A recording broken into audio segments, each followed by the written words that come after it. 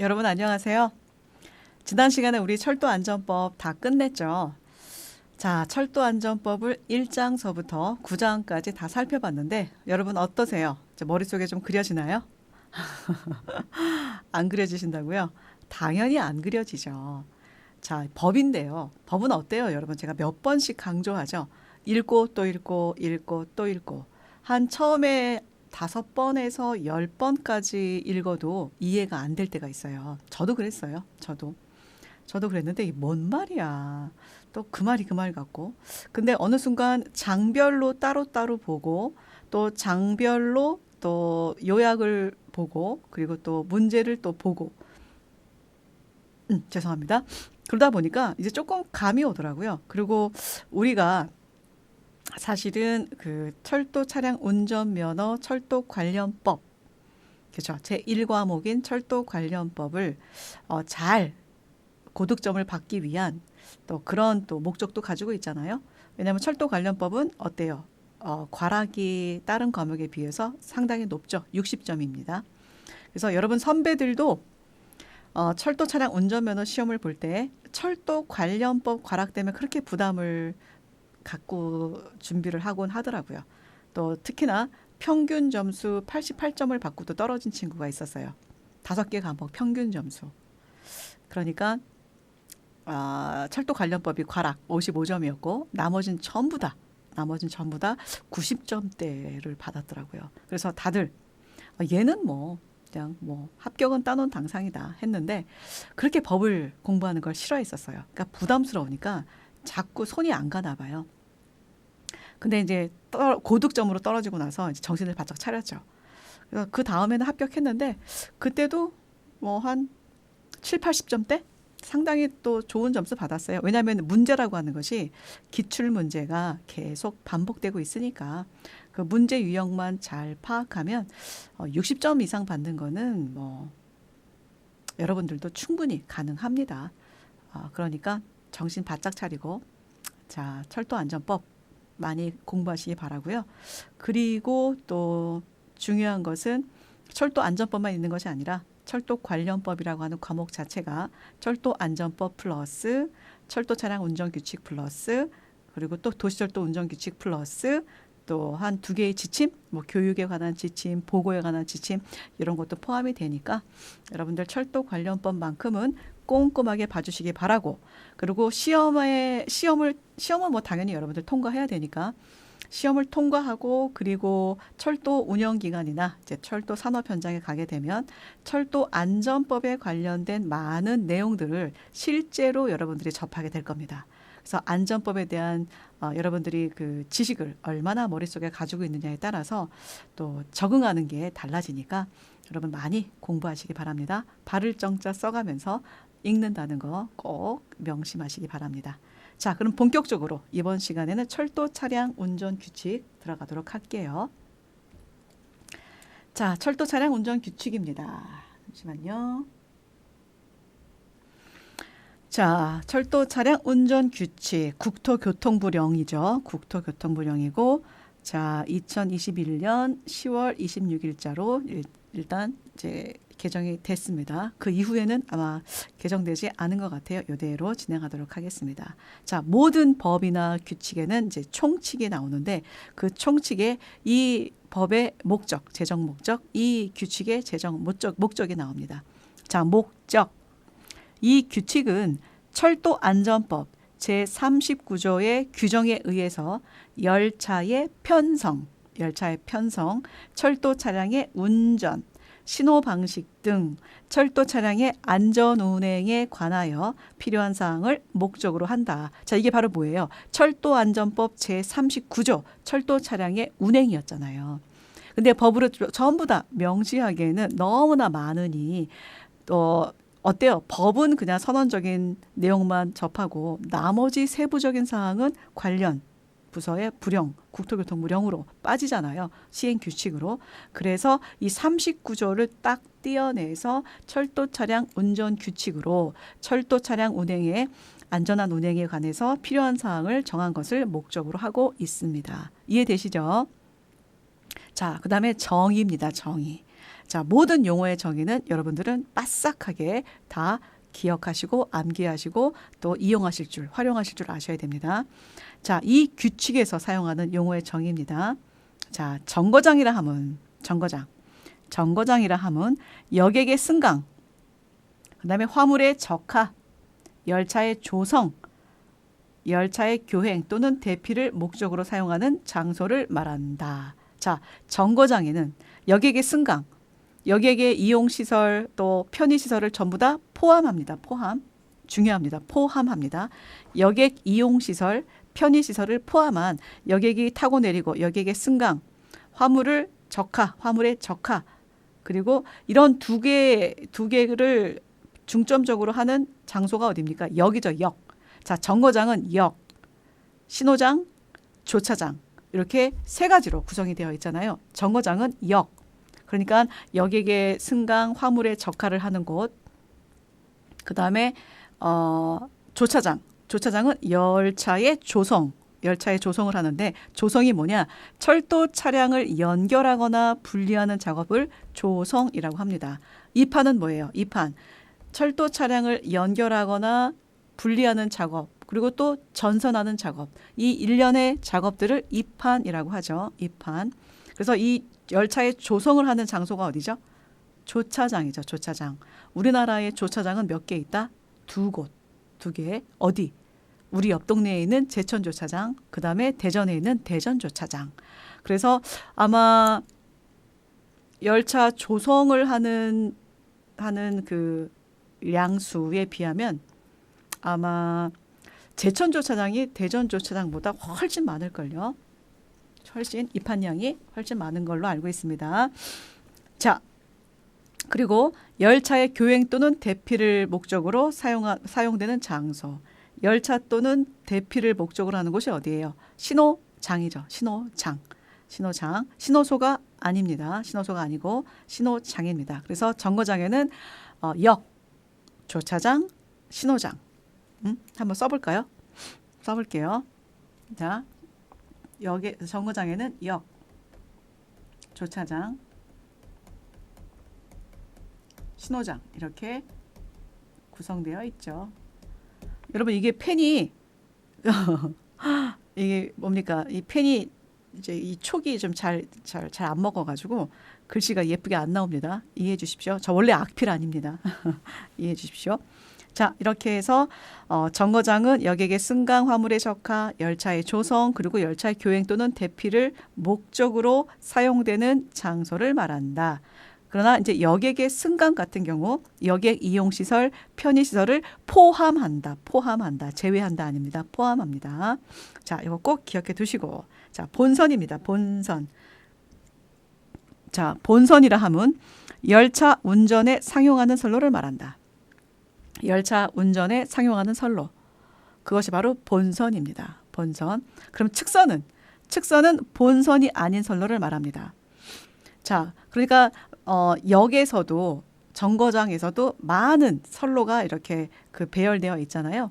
많은 선로가 배열되어 있는데 열차 운전에 상용되는 선로가 있죠. 뭐 출발선이라든가 그렇죠. 그런 데는 본선이고 저기 저 끝에쯤에 뭐 차량을 유치해 놓는다든가 또 어떤 뭡니까 영업을 마친 차량을 뭐 세척한다든가 뭐 이런 데는 전부 다 측선이죠. 그러니까 열차 운전에 상용되지 않는 선로는 전부 측선이다. 자, 그다음에 차량이란 열차의 구성 부분이 되는 일량의 철도 차량을 말한다. 그렇죠? 물론 이제 고정 편성이라고 그래서 전동 열차, 그다음에 뭐 고속 열차들이 있습니다. 그런 열차들은 이렇게 열차를 조성할 때처럼 연결하고 분리하는 작업이 필요 없지만 여러분 일반 무궁화호 같은 경우는 일량 하나의 그 철도 차량을 자, 연결하고 분리하는 작업을 하잖아요. 예를 들어서 주중에는 5량 정도 연결하는 열차로 운행을 했다가 또 만약에 주말이나 또는 대수송 기간이라고 하는 뭐 지금과 같은 여름 휴가철 그리고 또 추석 명절 또 구정 명절 뭐 이럴 때는 또 증결하잖아요. 차량을 또 붙여가지고 진결할 때 요 하나를 차량이라고 부릅니다. 그냥 차량. 하나하나를 차량이라고 부릅니다. 그래서 열차 구성 부분이 되는 일량의 철도 차량을 그냥 차량이라고 부릅니다. 자, 근데 이제 철도 차량의 종류도 있는데, 철도 차량의 종류. 자, 이거는 그냥 차량이라 하면 열차의 구성 부분이 되는 일량의 철도 차량을 말하고, 철도 차량이라 하면 또 있었잖아요. 철도 차량이라 하면 동력차, 객차, 화차, 특수차를 말한다. 동력차, 객차, 화차, 특수차를 말한다. 얘는 뭐였어요? 철도 차량이라 하면이었죠. 지금은 그냥 차량이라 하면. 구별하셔야 됩니다. 자, 전차 선로라 하면 전차선로. 전차선로라 하면 전차선 및 이를 지지하는 공작물을 말한다. 공작물, 인공구조물이 아닙니다. 전차선로라 하면 위에 전차선 그리고 이를 지지하는 공작물을 일컬어서 전차선로라고 합니다. 전차선로. 전차선만 있는 것이 아니라 전차선을 지지하고 또 전차선을 또 받쳐주고 이런 또 뭡니까 공작물들 있잖아요. 전주가 있을 것이고 자 이런 것들을 통틀어서 전차선로라고 부릅니다. 전차선로. 그다음에 완급차. 완급차라 함은 관통 제동기형 제동통 압력계 차장변 수 제동기를 장치한 차량으로서 열차 승무원이 집무할 수 있는 차실이 설비된 객차 또는 화차를 말한다. 요즘 완급차가 많이 눈에 안 띄는데 자 이해됩니까 여러분들? 완급차 여러분 발전차가 있고 완급차가 있습니다. 완급차는 주로 맨 뒷칸에 맨 뒤에 연결돼서 운행되고 있는데요. 관통 제동기형 제동통 압력계 자 이거 적어야 됩니다. 제동통 1번 압력계 2번 3번 수제동기 4번 차장변 4번 수제동기를 장치한 차량이 바로 완급차입니다.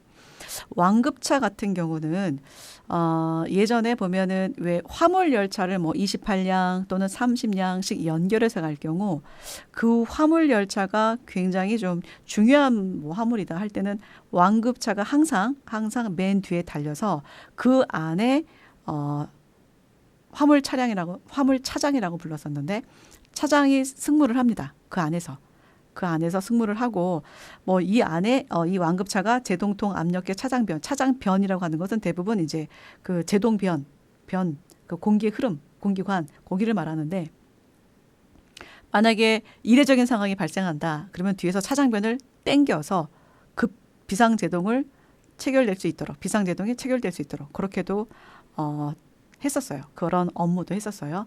그리고 예전에 철도청 시절에는 이런 그러니까 완급차를 우리는 이제 차장차라고 불렀는데 차장이 승무를 하니까 근데 그때 당시 차장님들이 진급 시험을 준비하는 차장님들이 이런 이제 그 화물열차 교본이라고 그러죠. 매번 여객열차를 타다가 화물열차 화물차 차장 교본을 한 달에 또는 두 달에 한 번씩 돌아갈 때가 있거든요. 그때 그냥 편하게 그냥 쉬면서 간다 하고 생각하는 사람도 있고 또 아무도 없고 심심한 그 완급차에 있다고 되게 답답해하는 사람도 있는데 승진 시험을 준비하는 사람들한테는 굉장히 인기 있는 교본이었어요. 승진 시험을 준비하는 사람들 그저 뭐 화물차니까 1박 2일 갈 때도 있고 또 화물차가 어디 또 대기하고 있다가 다시 이제 출발을 할 수 있는 때까지 마냥 뭐 7, 8시간 대기하는 경우도 있었대요. 더 그러다 보니 그 안에서 그냥 조용히 공부하고 있는 거죠. 조용히. 그래서 승진 시험을 준비하는 사람들한테는 굉장히 좋은 교본이 바로 차장차, 완급차였다. 자, 이런 얘기 하면서 여러분들하고 같이 진행해 보도록 하겠습니다. 자, 그리고 완급차는 노란색입니다. 주로. 자, 철도 신호로 하면 저기 76조 규정에 의한 신호, 전호, 표지를 말한다. 자, 철도 신호로 하면 세 가지 신호, 전호, 표지를 말한다. 자, 그러면 신호는 뭐냐? 모양, 색, 소리 등으로 열차나 차량에 대해서 운행 조건을 지시하는 것. 운행의 조건을 천천히 가세요. 뭐 지정 속도보다 빠르게 가세요. 그다음에 뭐 25km로 가세요. 그 전부 다 그 신호 현시에 따른 어떤 그 속도가 다 정해져 있잖아요. 뭐 예를 들어서 오연시 같은 경우는 진행, 감속, 주의, 뭐 경계, 정지잖아요.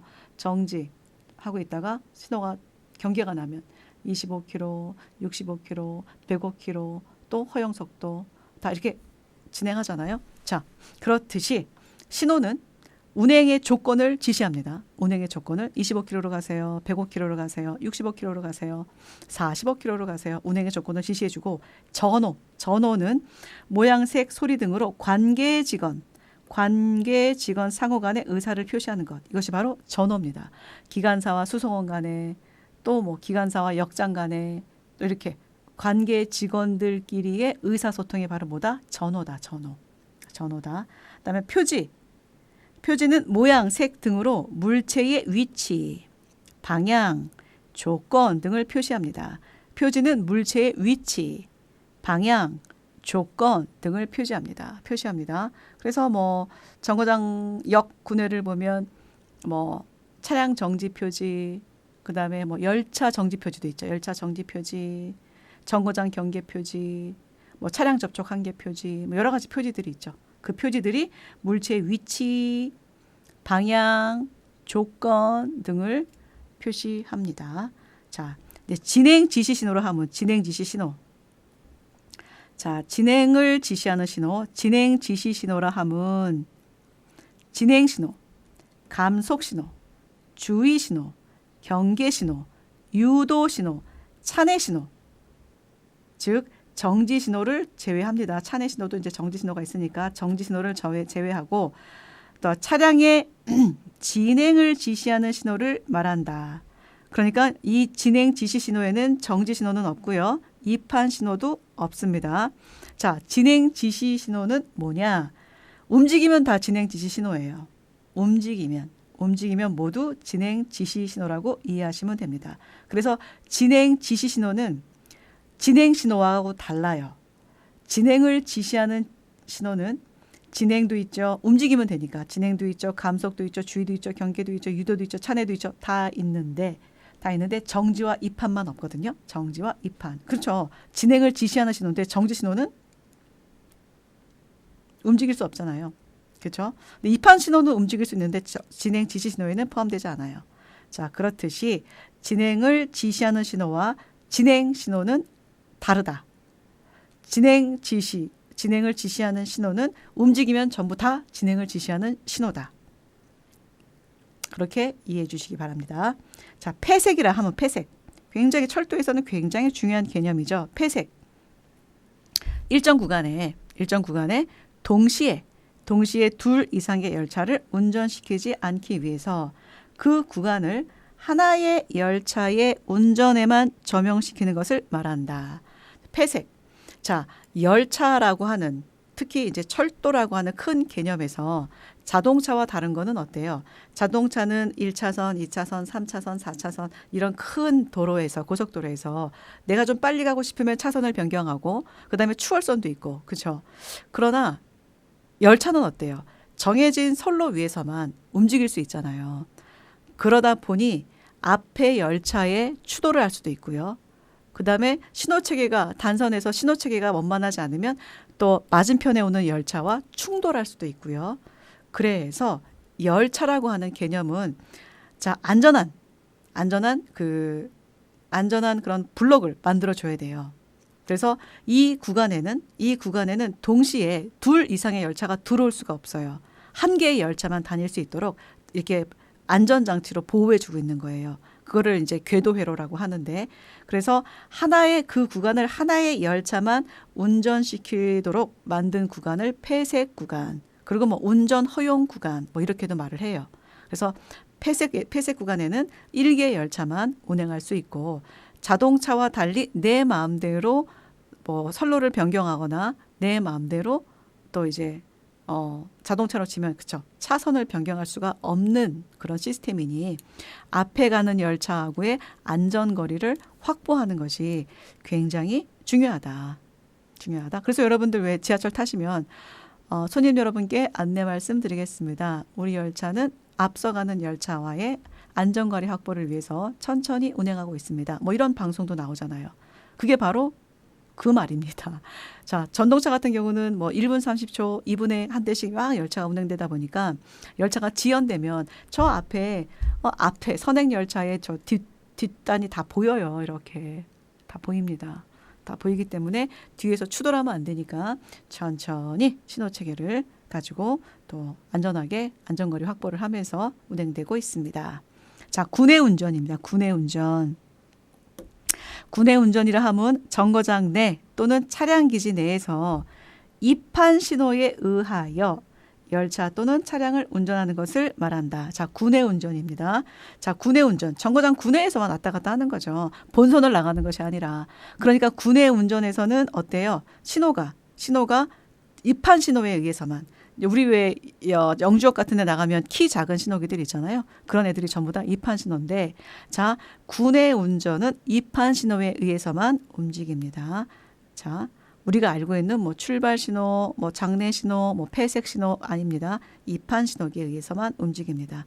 어디서? 정거장 내나 차량 기지 내에서 입판 신호에 의해서 열차 또는 차량을 운전하는 것을 말한다. 구내 운전. 여러분들 이제 용어의 정의만큼은 토시 하나 틀리지 않고 다 암기하셔야 됩니다.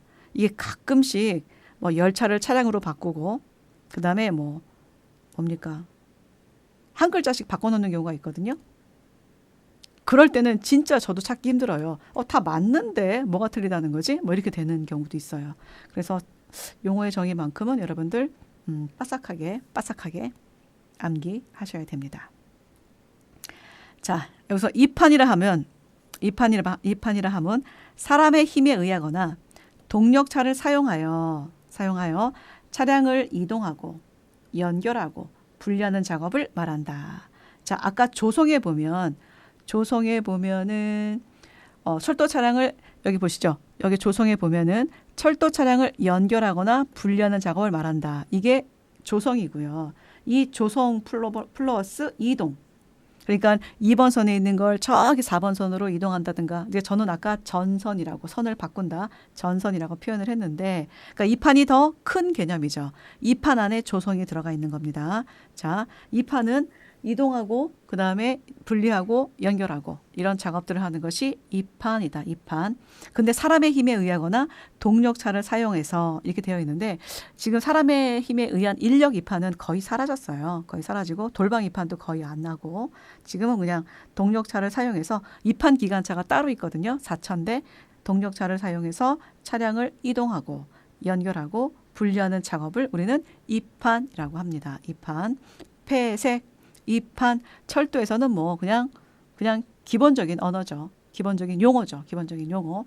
입판이다, 뭐 폐색이다, 뭐 철도 차량이다, 전차선로다, 뭐 다. 네. 그다음에 조차장이라 함은 차량의 입판 또는 열차의 조성을 위해서 사용하는 장소를 말한다. 정거장에 소속되어 있기도 하죠. 자, 조차장이라 함은 자, 차량의 입판, 열차의 조성. 자, 이거를 이렇게 바꿔놓는 경우도 있어요. 열차의 입판, 뭐 차량의 조성. 그럼 틀립니다. 차량의 입판, 열차의 조성을 위해서 사용하는 장소를 말한다. 자, 정거장. 자, 차량의 입판, 열차의 조성. 신호소. 신호소는 이제 시그널 박스라고 그래서 잠시만요. 자, 상치 신호기. 자, 상치 신호기 등 열차 제어 시스템을 조작하고 취급하기 위해서 설치한 장소를 말합니다. 자, 신호소는 정거장은 아니고요. 상치 신호기를 조작하고 취급하기 위해서 설치한 장소입니다. 신호소는 여러분 상치 신호기는 여러분들이 알고 있는 신호기가 상치 신호기예요. 자, 상치 신호기는 항상 거기에 설치되어 있는 신호기. 뭐 출발 신호기, 폐색 신호기, 뭐 장내 신호기, 뭐 또 뭐가 있을까요?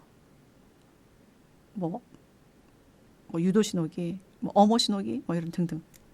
상치 신호기는 항상 거기에 설치되어 있는 신호기를 말합니다. 그래서 신호소는 상치 신호기 등 열차 제어 시스템을 조작하고 취급하기 위해서 설치한 장소를 말하는데 정거장은 아니다. 정거장은 아니다. 이 취급도 뭐 수동이나 이제 반자동으로 이제 취급을 합니다. 그다음에 동력차. 자, 동력차라 함은 기관차, 전동차, 동차 등 동력 발생 장치에 의하여 선로를 이동하는 것을 목적으로 제조한 철도 차량을 말한다. 자, 아까 제가 철도 차량의 종류 4가지 얘기했었죠. 동력차, 객차, 화차, 특수차. 그중에 동력차라 함은 동력이 있는 차. 그래서 그 동력으로 인해서 많은 연결된 차량들을 견인하는 역할을 하는 동력차. 동력 발생 장치에 의해서 선로를 이동하는 것을 목적으로 한다. 그래서 디젤유로 움직이는 차를 디젤 기관차, 그다음에 전기 동차, 그다음에 또 그냥 동차, 전기동차 말고 동차, 전동차 말고 동차 이렇게 되어 있죠. 동차도 좀 종류가 다양했었는데 뭐 CDC 동차 뭐 이런 게 지금은 거의 동차가 좀 사라진 것 같아요. 자, 이렇게 동력차의 종류를 여러분들이 기억하셔야 되는데 여기서 기관차, 전동차, 동차 등 동력 발생 장치에 의해서 선로를 이동하는 것을 목적으로 하는 철도 차량을 말한다. 기억하시고요. 자, 위험물이 나옵니다. 위험물.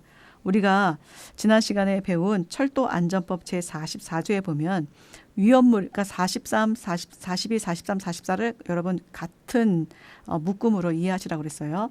자, 위험물이라 하면 철도 안전법 제44조 1항의 규정에 의한 위험물을 말한다. 그 44조 1항에 규정된 위험물이 뭐냐면 폭주 자체 발화 부식가스입니다. 여러분 그렇게 외우라고 말씀드렸었죠. 철도 운송 중에 폭발할 우려가 있는 것, 이것이 바로 철도 차량 운전 규칙에서 정의한 위험물입니다. 두 번째, 마찰, 충격, 흡습 등 주위의 상황으로 인해서 발화할 우려가 있는 것. 주위의 상황으로 인해서 불이 붙을 우려가 있어요. 그것이 바로 위험물. 그리고 인화성, 산화성이 강해서 산화성이 강해서 그 물질 자체 성질 때문에 주변을 성질 때문에 발화할 우려가 있어요. 그 물질 자체의 성질 때문에 워낙에 인화성도 강하고 워낙에 산화성이 강해서 그 물질 자체의 성질에 의해서 발화할 우려가 있는 것. 이것이 바로 철도안전법 제44조 1항에 나와 있는 위험물 중에 하나다. 그리고 만약에 용기가 파손된다면 그 내용물이 누출되잖아요. 그 안에 있는 내용물이 흘러나올 때 자, 부식시키고 부식이나 치매 우려가 있는 것들이 바로 위험물이죠. 그다음에 유독성 가스를 발생시킬 우려가 있는 것. 이것이 바로 폭주 자체 발화, 폭발할 우려가 있는 것. 그다음에 주의 상황으로 인해서 발할 우려가 있는 거, 자체 성질에 따라 발할 우려가 있는 거, 그 다음에 폭주 자체 발화 부식, 내용물이 누출돼서 부식하거나 침해할 우려가 있는 거, 그 다음에 유독성 가스를 발생시킬 우려가 있는 거, 가스, 그렇죠? 그래서 모못을 위해하고 또는 손상을 끼칠 우려가 있는 거, 자, 이것이 바로 철도안전법에 나와 있는 위험물. 44조 1항에 있는 위험물입니다. 자, 그리고 이 43조는 여러분 기억나세요? 위험물의 탁송 및 운송 금지 위험물이었어요. 탁송, 부탁도 하지 말고 운송도 하지 말아라 하는 위험물이 4가지가 있었죠. 뭐였습니까? 점폭약류를 붙인 폭약, 건조한 기폭약, 뇌홍, 질화연, 니트로글리세린 이런 거 있었잖아요. 이런 거 있었고, 자, 그리고 42조 위해 물품의 휴대 금지. 그래서 위해를 끼칠 수 있는 물품. 그래서 무기나 화약류 뭐 이런 것들이 있었고요. 그래서 위험물을 운송하거나 탁송해서는 안 되는데 그거를 위반하고 운송 탁송할 경우에는 3천만 원 이하의 벌금이었죠. 3년 이하의 징역, 3천만 원 이하의 벌금. 근데 이제 위해 물품을 휴대하지 말고 하지 말라고 했는데 위반해서 뭐 이런 무기나 화약류 같은 인화 물질을 뭐 휴대했다. 그럴 경우에는 2천만 원 이하의 벌금, 2년 이하의 징역에 해당됩니다. 자, 이제 무인운전입니다. 무인운전. 무인운전이란 사람이 열차 안에서 직접 운전하지 않고 관제실에서 원격 조정에 따라 열차가 자동으로 운행되는 방식을 뭐라고 한다? 무인운전이다. 자, 무인운전은 자동운전하고는 다릅니다. 무인은 아예 사람이 없어요. 아예. 어디서 합니까? 관제실에서 원격으로 조정합니다. 그러면 자동운전은 뭐예요? 기관사가 있는 경우 많잖아요. 뭐 5, 6, 7, 8도 자동 아닌가? 그렇죠? 자, 그래서 자기네들끼리 막 버튼맨이라고 막 부르지 않아요? 출입문만 열고 닫잖아요. 자, 자동으로. 물론 이제 수동 운전하는 뭐 그런 기회도 있겠지만, 자, 그래서 무인 운전은 아예 사람이 열차 안에서 직접 운전하지 않습니다. 아예 사람이 없어요. 없어요. 요즘 나오는 경전철 같은 경우는 대부분 무인 운전을 많이 하죠. 대부분. 자, 무인 운전. 그다음에 19호 운전 취급 담당자입니다. 운전 취급 담당자란 철도 신호기, 선로 전환기 또는 조작판 등을 취급하는 자를 말한다. 아, 이 사람이 운전 취급 담당자구나. 그럼 여러분들 뭐 운전 취급 책임자? 운전 취급 책임자는 역장을 말합니다. 역장. 운전 취급 담당자라고 하면 철도 신호기와 선로 전환기. 철도 신호기랑 선로 전환기는 그냥 서로 연동되어 있으니까 철도 신호기, 선로 전환기 또는 조작판 등을 취급하는 자를 말합니다. 그래서 안전법 시행령 제3조 4호를 보면 안전운행 또는 질서유지 철도 종사자라고 해서 정거장에서 철도 신호기, 선로 전환기 또는 조작판 등을 취급하거나 열차 조성 업무를 하는 사람을 안전운행 또는 질서유지 철도 종사자라고 부르기도 합니다. 근데 이제 철도 차량 운전 규칙에서는 운전 취급 담당자라고 부르고 있네요. 누구를? 철도 신호기, 선로 전환기, 그다음에 조작판 등을 취급하는 사람. 자, 그리고 이런 사람들이 대부분 어디서 역할을 하느냐? 그 로컬 관제에서 역할을 더 많이 합니다. 로컬 관제. 자, 적용 범위. 철도에서의 철도 차량 운행에 관해서는 다른 법령에 특별한 규정이 있는 경우를 제외하고는 이 규칙이 정하는 바에 따른다. 철도 차량 운행에 관해서는 다른 법령에 특별한 규정이 있는 경우를 제외하고는 이 규칙이 정하는 바에 따른다. 업무 규정의 제정. 철도 운영자 및 철도 시설 관리자. 어떻게 부른다고요? 철도 운영자 등이라고 부른다고 그랬죠. 철도 운영자 등은 이 규칙에서 정하지 아니한 사항이나 지역별로 좀 상이한 사항 등 열차 운행의 안전관리 및 운영에 필요한 세부 기준 절차를 이 규칙의 범위 안에서 따로 정할 수 있다. 그렇죠? 지역별로 상이하면 뭡니까? 그 운전 취급도 굉장히 달라지거든요. 자, 그래서 이 규칙에서 정하지 아니한 사항이나 지역별로 좀 상이한 사항 등 열차 운행의 안전관리 및 운영에 필요한 세부 기준 및 절차를 이 규칙의 범위 안에서 뭐 따로 뭐 정할 수 있다. 그래서 왜 따로 정한다 하면은 왜 그 지역별로 왜 작업 내규 같은 게 좀 다를 수 있거든요. 그걸로도 뭐 따로 정해서 운영을 하기도 합니다. 자, 철도 운영자 등은 다음 각호에 해당하는 경우, 자, 이와 관련된 다른 철도 운영자 등과 사전에 협의해야 된다. 이게 뭐지? 자, 1번. 다른 철도 운영자 등이 관리하는 구간에서 열차를 운행하려는 경우. 그러니까 뭐 4호선 같은 경우, 그쵸? 서울교통공사랑 또 코레일이랑 또 같이 운행을 하잖아요. 이럴 때는 철도 운영자 등이 사전에 어떤 업무 협의를 해놔야 되죠. 여기서 당신네들이 운영하는 구간에서 사고가 났을 때는 이렇게 처리한다. 뭐 코레일 운영 구간에서 사고 났을 때는 이렇게 처리한다. 사전에 이미 협의가 다 되어 있는 상태죠. 그다음에 여기에 따른 열차 운행과 관련해서 업무 규정을 제정하고 개정해야 하는 경우에도 뭐 철도 운영자끼리 사전에 협의하고 있습니다. 자, 철도 운영자 등의 책무입니다. 책무. 철도 운영자 등은 열차 또는 차량을 운행함에 있어서 철도 사고를 예방하고 여객과 화물을 안전하고 원활하게 운송할 수 있도록 필요한 조치를 해야 된다. 자, 철도 사고를 예방하고 여객과 화물을 안전하고 원활하게 운송할 수 있도록 필요한 조치를 해야 된다. 그래서 이제 철도 차량 운전 규칙은 예전에 운전 취급 규정의 거의 축소판이라고 할 수 있죠. 근데 너무 축소를 해놔서 여러분들이 알아야 될, 여러분들이 반드시 또 그 뭐랄까 경험을 해야 될 많은 내용들이 누락되어 있어서 좀 아쉽긴 합니다.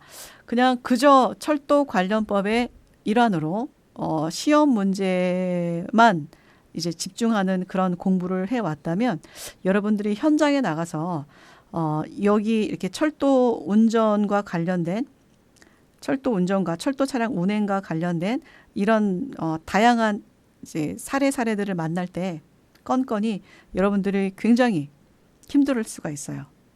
그리고 뭐 심하면 뭐 전철기도 째먹을 수도 있고 그리고 많이 당황할 수도 있고 그래서 제 생각에는 열차 운전 취급 규정은 철도인이 되기 위한 사람이라면 무조건 공부해야 됩니다. 철도 차량 운전 규칙 하나만 가지고는 안 됩니다.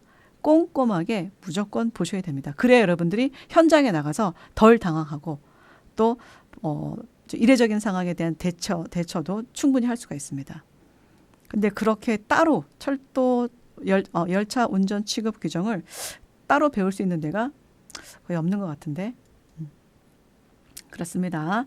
자, 이제 다음 이제 철도 종사자 한번 들어가 보겠습니다. 철도 종사자. 자, 철도 종사자입니다. 우리 앞에서 철도 종사자 배웠어요. 철도 종사자, 법에서 정한 철도 종사자, 그리고 대통령이 정한 철도 종사자 있었죠. 철도 종사자.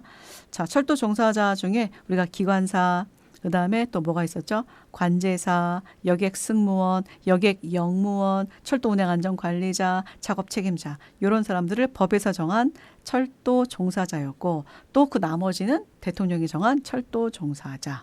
그렇죠. 자, 교육 및 훈련 등. 자, 철도 운영자 등은 다음 각호에 해당하는 사람에게 철도 안전법 등 관계 법령에 따라 필요한 교육을 실시해야 된다. 그렇죠. 우리 안전교육 실시해라. 뭐 직무교육 실시해라. 안전교육 대상자는 누구다. 직무교육 대상자는 누구다. 안전법에서 다 봤잖아요. 그렇죠. 그다음에 해당 철도 종사자 등이 업무 수행에 필요한 지식과 기능을 보유한 것을 확인한 후 업무를 수행하도록 해야 된다. 그렇죠. 필요한 교육을 먼저 실시하게 하고 그리고 이러한 철도 종사자 등이 이 정도면 업무 수행에 필요한 지식과 기능을 보유하고 있구나. 자, 이제는 단독 승무하세요. 자, 이제는 혼자서 한번 해보세요. 이렇게 할 수 있죠. 자, 이 안전교육 같은 경우는 분기당 6시간 이상의 안전교육을 실시하게 되어 있거든요. 분기당 6시간이면 3개월에 6시간이죠. 그러면 한 달에 한 2시간 정도? 그래서 안전법 배울 때도 여러분들한테 말씀드렸듯이 이 여러분들이 철도 운영 기간에 이제 입사를 하게 되면 시작과 끝이 전부 다 교육입니다. 전부 다 교육을 받아요. 뭐 듣도 보도 못한 교육을 받을 때도 있고 근데 대부분이 안전과 관련된 교육들이 상당히 많습니다. 예. 그래서 교육을 빠지지 마시고 교육도 수당이 나오나? 시간외로 쳐주나? 뭐 그런 경우도 있던데. 자, 이 교육을 실시해야 되는데 하지 않았어. 그러면은 과태료가 500만 원 이하의 과태료에 해당이 됩니다. 1차 위반하면 150, 2차 위반하면 300, 3차 위반하면 450 이렇게 나갑니다. 자, 그리고 직무교육은 5년마다 35시간 또는 21시간 직무교육을 위탁해서도 실시할 수 있습니다. 이거 역시도 위반 시 500만 원 이하의 과태료에 처합니다. 자, 안전교육은 분기당 6시간, 직무교육은 5년마다 35시간도 있고 5년마다 21시간도 있습니다. 자, 철도안전법 제2조 10호 과목에 따른 철도 차량의 운전 업무에 종사하는 사람 이하 운전 업무 종사자, 기관사. 그다음에 철도 차량 운전 업무를 보조하는 사람, 운전 업무 보조자. 부기관사 그렇게 불렀는데, 그렇죠? 그리고 철도 차량의 운행을 집중 제어, 통제, 감시하는 업무에 종사하는 사람. 이 사람은 관제사, 관제 업무 종사자, 관제사. 집중 제어하고 통제하고 감시한다. 그리고 여객에게 승무 서비스를 제공하는 사람, 여객 승무원. 그다음에 운전 취급 담당자 이렇게 부르네요. 운전 취급 담당자. 운전 취급 담당자. 자, 그리고 철도 차량을 연결하고 분리, 즉 조성하는 업무를 수행하는 사람, 원격 제어가 가능한 장치로 이판 작업을 수행하는 사람. 그래서 이게 지금 무선 제어직이라고 해서 여러분들 면허 취득하고 또 코레일 무선 제어직으로도 많이 지금 입사를 하고 있죠. 원격 제어가 가능한 또 이판 작업을 수행하는 사람. 그래서 여기를 보시면 제가 아까 말씀드렸던 철도 안전법에서 말한 철도 종사자와 철도 차량 운전 규칙에서 말한 철도 종사자가 좀 다릅니다. 다르죠? 자, 그래서 여러분들이 철도 관련법 문제를 풀 때 다음 중 철도 안전법에서 말한 철도 종사자가 아닌 것은 하고 다음 중 철도 차량 운전 규칙에서 말한 철도 종사자가 아닌 것은 하고 반드시 문제를 몇 번씩 확인해야 됩니다. 자, 왜냐하면 다르니까. 여기 보세요. 자, 영무원 없잖아요. 영무원. 자, 철도 차량의 운전 업무에 종사하는 사람. 그렇죠? 잠시만요. 제가 좀 요거를 보고 헷갈렸는데 자, 여기에 1, 2, 3, 4, 5, 6, 7은 자, 철도 운영자 등은 여기에 해당하는 사람에게 철도 안전법 등 관계 법령에 따라 필요한 교육을 실시하고 해당 철도 종사자 등이 업무 수행에 필요한 지식과 기능을 보유한 것을 확인한 후 업무를 수행하도록 해야 한다. 자, 이거는 철도 종사자 중에 필요한 교육을 실시하고 또 업무 수행에 필요한 지식과 기능을 보유한 것을 확인하고 업무를 수행하도록 해야 되는 대상자네요. 대상자. 제가 순간 헷갈렸습니다. 자, 철도 종사자에 대한 구별은 법에서 정한 철도 종사자냐, 대통령이 정한 철도 종사자냐 이렇게 나오고 또 여기서 철도 차량 운전 규칙에서 말한 철도 종사자에 대한 내용은 이 사람들에게 필요한 교육을 실시하고 이 사람들이 업무 수행에 필요한 지식과 기능을 갖춰서 확인 후 업무 수행을 하도록 해야 되는 그런 내용을 말씀드린 겁니다. 그중에 제가 참고로 분기당 6시간 이상의 안전교육을 실시하고 직무교육은 5년마다 35시간, 21시간씩 직무교육을 해야 되는 또 뭡니까? 종사자가 있다는 거를 제가 참고로 말씀을 드린 겁니다. 자, 그다음에 철도 운영자 등은 운전 업무 종사자, 운전 업무 보조자, 여객 승무원이 철도 차량에 탑승하기 전 또는 철도 차량의 운행 중에 필요한 사항에 대한 보고, 지시 또는 감독 등을 적절히 수행할 수 있도록 안전관리 체계를 갖추어야 된다. 자, 철도 운영자 등은 기관사, 부기관사, 여객 승무원이 철도 차량에 탑승하기 전에 철도 차량의 운행 중에 필요한 사항에 대한 보고, 지시, 감독 등을 적절히 수행할 수 있도록 안전관리 체계를 갖춰야 됩니다. 만약에 사고가 났다면 비상시 대응은 어떻게 할 것이며 이런 것들을 전부 다 체계를 갖춰 놓으라는 거죠. 그리고 철도 운영자 등은 이 2항에 의한 업무를 수행하는 자가 과로 등으로 인해서 당해 업무를 적절히 수행하기 어렵다고 판단되는 경우에는 그 업무를 수행하도록 해서는 안 된다. 자, 그러니까 운전 업무 종사자, 운전 업무 보조자, 여객 승무원 전부 다 열차 승무원들을 말하네요. 그렇죠? 네, 열차 승무원이라고 말하는데 운전실에 있는 사람들은 동력자 승무원이라고 부르기도 하죠. 자, 이렇게 운행되고 있는 열차에서 근무하는 사람들, 이 사람들이 과로에 의해서 당해 업무를 적절히 수행하기 어렵다고 판단되는 경우에는 그 업무를 수행하도록 해서는 안 된다라고 되어 있습니다. 그래서 이분들은 어떻게 근무를 하나요? 아침에 9 to 6가 아니죠. 아침에 9시에 출근해서 뭐 6시에 퇴근하고 이런 일근이 아니잖아요. 교번제로 움직이잖아요. 어느 때는 뭐 아침에 출근하고 어느 날은 뭐 새벽에 출근하고 야간에 출근하고 이렇게 교본제로 근무를 하고 있거든요. 그러다 보니까 한 번 왕복, 뭐 이 왕복 목적지까지 갔다가 돌아왔을 때는 적어도 휴게 시간이 이 정도는 확보하고 그 다음에 또 승무를 나가고 이렇게 교본이 짜져 있습니다. 근데 왜 사람이 좀 부족하고 그리고 또 임시 열차가 많이 또 생기고 아마도 이제 대수송 때는 그럴 수 있겠죠. 그러면 휴게 시간이 굉장히 줄어들 때가 있어요. 때로는 이제 반복을 뛸 때도 있고. 이제 그런데 만약에 이런 어떤 운전 업무 종사자들이 너무 피곤해서 너무 힘들어서 도저히 못 갈 것 같다. 그러면은 업무를 수행하게 해서는 안 됩니다. 안 됩니다. 그래서 그러니까 여러분들이 만약에 이제 철도 운영 기간에 가서도 눈치 보면서 힘든데 억지로 하지 마십시오. 그러다가 사고 내면 큰일 납니다. 그래서 휴게 시간 정도는 확실하게 확보를 해야 되고 그리고 휴게 시간에는 반드시 쉬어야 됩니다. 괜히 친구들 만나서 밤 늦게까지 술 마시고 술이 덜 깬 상태에서 뭐 운전을 한다? 천만의 말씀 만만의 콩떡입니다. 안 됩니다. 아시겠죠? 자, 그리고 7조 나갑니다. 자, 열차에 탑승해야 하는 철도 종사자. 자, 열차에는 운전 업무 종사자, 기관사와 여객 승무원을 탑승시켜야 합니다. 다만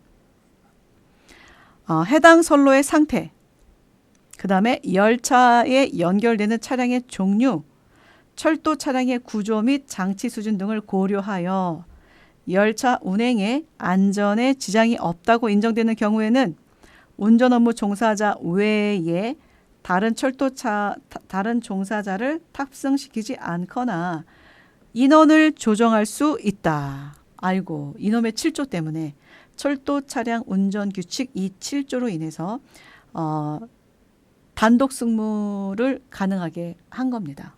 단독 승무가 가능하게. 자, 단독 승무를 하게 되면 물론 단독 승무 수당도 나오기는 해요. 그래서 일부 기관사들은 오히려 더 좋다 하는 사람들이 있고 근데 또 일부 기관사들은 만약에 사고가 났을 때 맨 뒤에 있는 차장과 같이 협조해서 이런 어떤 비상 대응을 하는 것이 훨씬 더 마음에 대한 부담이 없다 하는 사람들도 있어요. 그래서 이게 단독 승무라고 하는 것이 이렇게 과연 만약에 이례적인 사고가 발생 시에는 굉장히 사람을 당황스럽게 할 수 있게 만든다. 그러나 안전관리 체계라는 게 충분히 확보가 되어 있기 때문에 그런 데에 대한 부분도 충분히 또 대응을 할 수 있다고는 또 알고 있습니다. 자, 그래서 열차에는 운전 업무 종사자 여객 승무원, 그러니까 뭐 기관사, 그 다음에 뭐 차장 또는 뭐 기관사, 뭐 여객 전무 뭐 이런 식으로 탑승시켜야 되는데 선로의 상태, 뭐 선로가 뭐 굳이 뭐 이렇게 꼬불꼬불 뭐 터널, 뭐 교량, 뭐 곡선 뭐 이런 선로가 아니고 또 열차에 연결되는 차량의 종류도 그렇고 또 철도 차량의 구조 장치 수준 뭐 충분히 뭐 신조차라면 자 열차 운행에 안전이 또 지장이 없다고 인정되는 경우에는 굳이 운전 업무 종사자 기관사 외에 다른 사람을 그러니까 여객 승무원을 탑승시키지 않아도 된다. 않거나 인원을 조정할 수 있다. 그래서 이 단독 승무 고려 사항 중에 선로 상태 1번, 차량의 종류 2번, 차량의 구조 및 장치 3번 요 세 가지 이유로 인해서 단독 승무가 가능해졌습니다.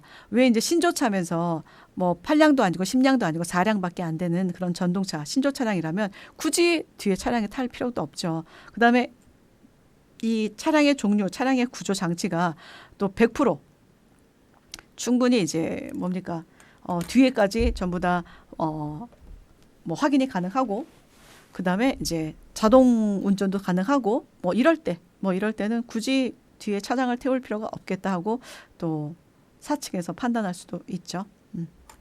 자, 이럼에도 불구하고 무인 운전의 경우에는 운전 업무 종사자도 탑승시키지 않을 수 있다. 그죠? 그럼에도 불구하고 자, 무인 운전인데 무인 운전은 어떻게 한다고 그랬어요? 관제실에서 원격으로 조정한다고 그랬죠. 자, 적재 제한 등입니다. 3장. 자, 차량의 적재 제한. 자, 차량에 화물을 적재할 경우에는 차량의 구조와 설계 강도 등을 고려해야 됩니다. 설계 강도 등을. 너무나 많은 하중이 엄청나게 무거운 그런 것들을 적재할 수 있는 것이 아니거든요. 그래서 설계 강도 등을 고려해서 허용할 수 있는 최대 적재량을 초과하지 않도록 해야 됩니다. 그러니까 뭐 부피며 중량이며 이런 것들을 고려해야 되죠. 자, 부피며 중량. 또 장대 레일 같은 경우를 또 실어서 수송할 때는 그 부피가 장대 레일이 얼마예요? 200m 이상이잖아요. 장대 레일은 정말 엄청난 그 사람들이 안전장치를 하고 나서 또 수송하고 있습니다. 장대 레일 같은 경우. 또 여러 부피를 초과하는 뭐 특대화물 같은 경우도 있을 것이고요. 그래서 중량, 또 부피 충분히 고려해야 된다는 거. 또 차량에 화물을 적재할 경우에는 중량의 부담을 균등히 해야 된다. 그렇죠? 화물을 이제 화차에 적재를 해. 그러면은 골고루 배치를 해서 중량의 부담을 좀 균등히 해야지 또 앞에 칸만 또 몰아붙이고 또 뒤에만 하고 이렇게 하면 안 되는 거. 이건 지극히 상식인 것 같아요. 그래야 또 운전 중에 흔들림도 방지할 수 있죠. 자, 그리고 또 흔들림이 또 발생을 하면 무너지거나 또 넘어질 경우 또 화물도 많이 또 뭡니까? 그 화물이 좀 민감한 화물 같은 경우는 뭐 파손의 우려가 있을 수도 있겠죠. 자, 그리고 차량에는 차량 한계를 초과해서 화물을 적재 운송해서는 안 된다. 차량의 한계는 뭐예요? 차량의 길이, 너비, 높이 이게 다 정해져 있잖아요. 여기를 초과하면 안 되죠. 정해져 있죠. 그래서 차량 한계를 초과해서 화물을 적재 운송해서는 안 되는데 다만 열차의 안전 운행에 필요한 조치를 하는 경우에는 차량 한계를 초과하는 화물, 즉 특대화물, 방금 말한 특대화물을 운송할 수 있다. 자, 차량 한계라는 게 있죠. 가로가 얼마, 세로가 얼마, 폭이 얼마, 뭐 높이가 얼마 다 정해져 있는데 이거를 초과하는 화물을 실는다? 예를 들어서 200m 이상 되는 뭐 장대 레일을 실는다? 말이 안 되죠. 그러나 충분한 안전 조치를 하고 차량을 다 여러 개 연결해서 장대 레일을 다 이제 안전 조치 후에 싣고 운송을 한다면 가능하다. 차량 한계를 초과해도 된다. 이런 거죠. 자, 그러면 이제 차량 한계가 나왔으니 건축 한계를 보면 차량이 안전하게 운행될 수 있도록 궤도 위에 설정한 일정한 공간을 말한다. 차량 한계라고 하는 것은 그 차량 자체의 높이, 뭐 길이, 너비 이런 것들을 말하고 이런 기준을 말하고 건축 한계는 그러한 차량이 안전하게 운행될 수 있도록 궤도 위에 설정된 일정한 공간을 말한다. 그러니까 저는 여러분들 터널로 이해했으면 좋겠어요. 터널. 자, 이 터널이라고 하는 것이 이 차량이 안전하게 통과할 수 있도록 만든 터널이잖아요. 그렇죠? 그 터널을 보시면서 이것을 건축 한계라고 생각한다면 이 건축 한계, 궤도 위에 있는 이 건축 한계 내에 차량이 안전하게 운행될 수 있도록 한 것이 맞구나. 그렇죠? 차량 한계라고 하는 것은 차량 자체 내에 어떤 그 기준, 너비, 높이, 뭐 길이 이런 것들을 말하는구나. 이렇게 이해하셨으면 좋겠습니다. 자, 그리고 제 1항부터 3항, 이 앞에 1항부터 3항까지의 규정에 따른 차량의 화물 적재 제한 등에 필요한 세부 사항은 누가 정한다? 국토교통부 장관이 정하여 고시합니다. 자, 그 다음에 이제 특대화물, 앞에서 나왔던 특대화물의 수송은 철도 운영자 등은 요 8조 3항, 8조 여기 3항의 단서에 따라 열차의 안전운행에 필요한 조치를 하는 경우 특대화물을 운송하려는 경우에는 사전에 해당 구간에 열차 운행에 지장을 초래하는 장애물이 있는지 등을 조사 검토한 후 운송해야 된다. 저는 이제 특대화물 하면 이제 변압기가 생각이 나요. 자, 특수하게 이렇게 제작된 그 화차에 변압기를 실어서 움직이는데 변압기 키가 굉장히 높을 때는 터널을 통과하지 못하는 변압기도 있어요. 자, 그렇다면 목적지가 어느 노선 어디냐에 따라서 선로 변경이 가능하기도 합니다. 미리 사전에. 그러니까는 이것을 경부선으로 가야지 되는데 경부선에 있는 많은 터널들을 이 변압기가 그 터널을 통과하지 못할 정도로 차량 한계를 심하게 초과를 했어. 이러면은 돌아가야죠. 그래서 특대화물 같은 경우에는 운행에 지장을 초래할 만한 뭐 터널이 있는지, 뭐 교량이 있는지, 기타 뭐 다른 또 어떤 장애물들이 있는지 그거를 그 운행 노선을 꼼꼼하게 파악하고 선로를 변경시켜 버립니다. 빠르게 안 가고 돌아가서라도 목적지까지 갈 수 있도록 그렇게 그것이 바로 특대화물에 대한 운송 부분을 미리미리 검토해야 되는 사유입니다. 자, 여러분들 여기까지 하고요. 다음 시간에 이어서 4장 열차의 운전하도록 하겠습니다.